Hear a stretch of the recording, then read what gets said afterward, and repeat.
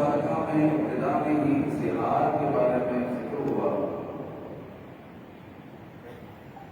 اور زہار کیا ہے کہ جب کوئی شخص اپنی بیوی سے کہے تو مجھ پر میری ماں کی خشک کی طرح تو وہ اس پر حرام ہو جاتی ہے، طلاق اس میں نہیں دی، تو میری مجھ پر میری ماں کی خشک کی طرح ہے، اور اب جو ہے کمال زوجیت حرام ہو گیا، اب اس کو کفارہ دینا پڑے گا، توبہ سے کام نہیں چلے گا۔ اس کے کفارے کا ذکر ہوا ہے قرآن مجید میں کہ کفارہ کیا ہے کہ اول تو جو ہے گردن آزاد کرنا ہے، اور غلامی کا تو ہے نہیں، تو فمن لم یجد فصیام شہرین متتابعین من قبل ان یتماسا، بیوی کو وہ چھو نہیں سکتا جب تک وہ 60 روزے لگاتار نہ رکھ لے، یہ کفارہ ہے۔ جب شادی کر لی تو ایسے الفاظ منہ پر نہیں لاتے۔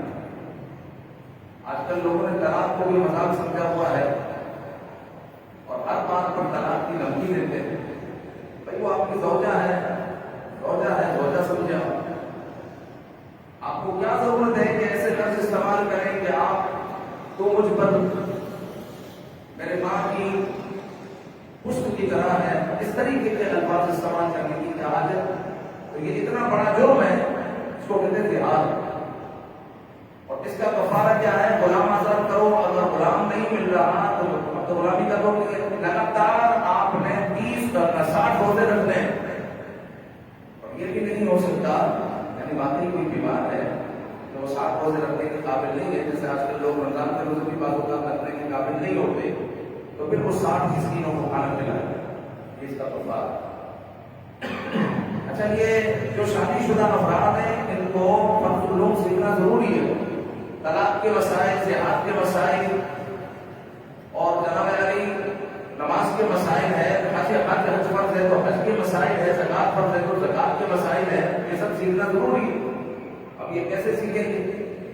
اس کے لیے سیکھنے کے لیے بہترین کتاب ہے فرض العلوم کورس ہے، مکتبۃ المدینہ کی 1 جلد کی کتاب، وہ پوری پڑھ ڈالیں، روزانہ 4 صفحے بھی پڑھیں گے تو 6 مہینے میں تو ختم ہوگی، سال میں ختم ہو جائے گا، لیکن کچھ تو حصول ہوگا نا، جب اگلا رمضان آئے گا تو آپ کو اچھا خاصا علم آ چکا ہو، یہ سیکھنا فرض ہے، تو لہٰذا ایسی کتابیں گھر میں لے کر آئے، اور یہ سیکھنا ضروری ہے۔ پھر آگے سورہ مجادلہ کے آگے پھر سورہ حشر کی ابتدا ہوتی ہے، اور سورہ حشر کی آخری 3 آیتیں جو هو اللہ الذی لا الہ الا هو عام طور پر نمازوں میں پڑھی جاتی ہے، حضور نے فرمایا اعوذ باللہ السمیع العلیم من الشیطان الرجیم، بسم اللہ الرحمن الرحیم، ایک بار، اور پھر یہ آیتیں، یہ جو 3 آیتیں ہیں یہ پڑھے گا، صبح پڑھے گا، اگر شام ہونے سے پہلے انتقال ہو جائے تو شہید، اور شام پڑھ لے صبح ہونے سے پہلے انتقال ہو جائے تو شہید۔ اس کو پڑھنے کے لیے ہمیں آگے کرنی چاہیے۔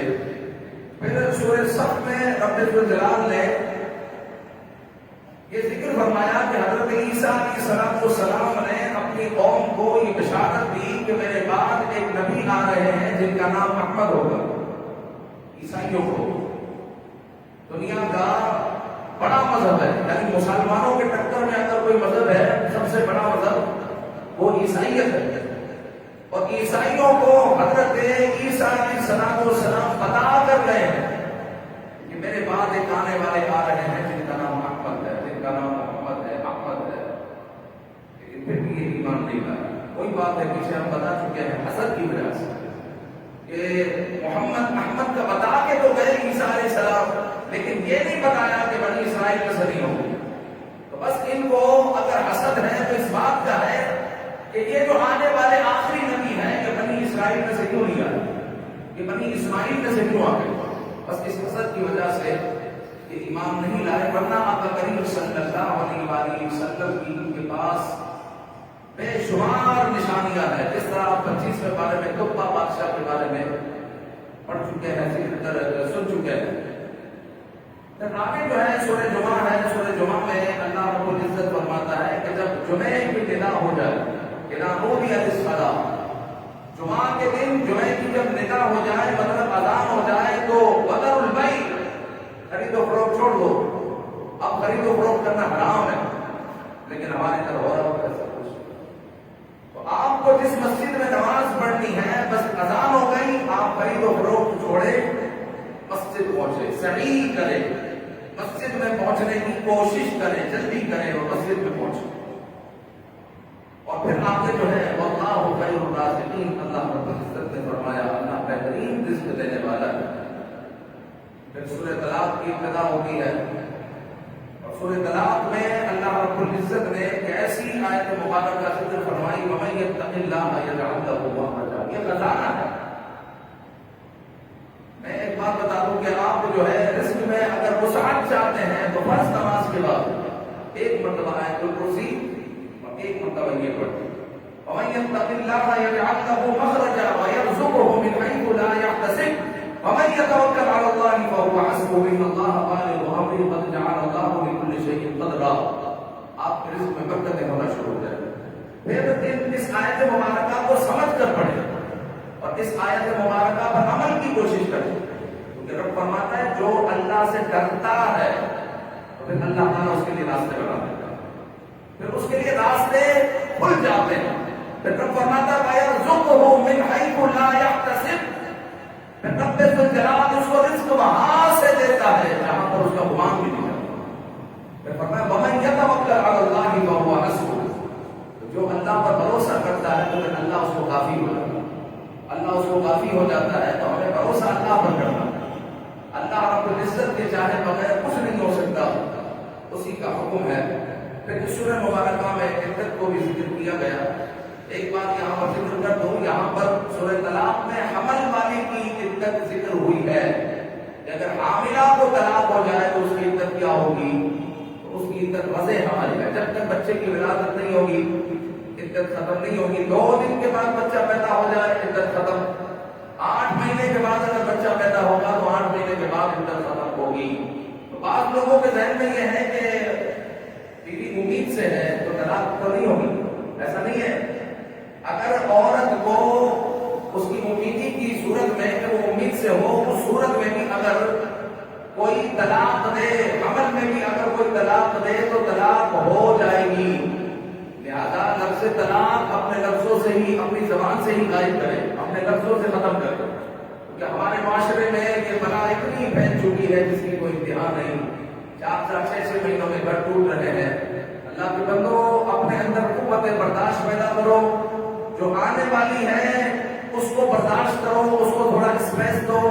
وہ اپنے ماں باپ کو چھوڑ کر آئی ہے، وہ ادھر جو ہے آپ کے ساتھ کوئی کھیل کھیلنے نہیں آئی. وہ اپنے ماں باپ کو چھوڑ کر آئی ہے، اس نے اتنا بڑا اسٹیپ لیا ہے. لہٰذا اس کو تھوڑا اسپیس دو، اس کو سنبھلنے کا موقع دو، اس کو سمجھاؤ، کچھ اس کی سمجھو، کچھ اس کو سمجھاؤ، کچھ لو کچھ دو، اپنی زندگی بسر کرو. وہ اس لیے تو نہیں آئی تھی کہ گھر ٹوٹے. لہٰذا جو ہے ضد کی وجہ سے، انا کی وجہ سے گھر ٹوٹ رہے ہیں. اللہ رب العزت کرم فرمائے، اپنی زبانوں سے لفظ طلاق ختم کرے. آگے پھر آخر میں سورہ تحریم ہے. سورہ تحریم میں رب الجلال نے فرمایا اے ایمان والو اپنے آپ کو بھی آگ سے بچاؤ اور اپنے گھر والوں کو بھی آگ سے بچاؤ. تو تبلیغ گھر سے شروع ہوگی. تبلیغ گھر سے شروع ہوگی تو باہر بھی تبلیغ کرنی ہے، لیکن گھر میں باہر والوں کو بچانا ہے، باہر والوں کو آگ سے بچانا ہے تو گھر والوں کو بھی تبلیغ کرتے رہے اور گھر والوں کو بھی ہمیں آگ سے بچانے کی کوشش کرنی چاہیے. اور فرمایا یا ایھا الذین آمنوا توبوا الی اللہ توبۃ نصوحا. تو اے ایمان والو ایسی توبہ کرو کہ جو توبۃ نصوحا ہو. اور توبۃ نصوحا کون سی توبہ ہے کہ جب بندہ توبہ کرے تو پھر گناہ کی طرف نہ بڑھے. یہ والی توبہ پکی سچی توبہ. یہ والی توبہ نہیں رمضان کا چاند نظر آیا تو مسجد کی طرف ہم دوڑے، اور رمضان کا چاند اب عید کا چاند نظر آیا تو مسجد خالی. یہ والی توبہ نہیں. سچی توبہ اللہ کو پسند. سچی توبہ اللہ کو پسند ہے. حضور نے فرمایا جب بندہ ایسی توبہ کرے کہ جس طرح گائے کے تھن میں سے دودھ نکالا جائے، جب وہ دودھ اب تھن میں جا نہیں سکتا.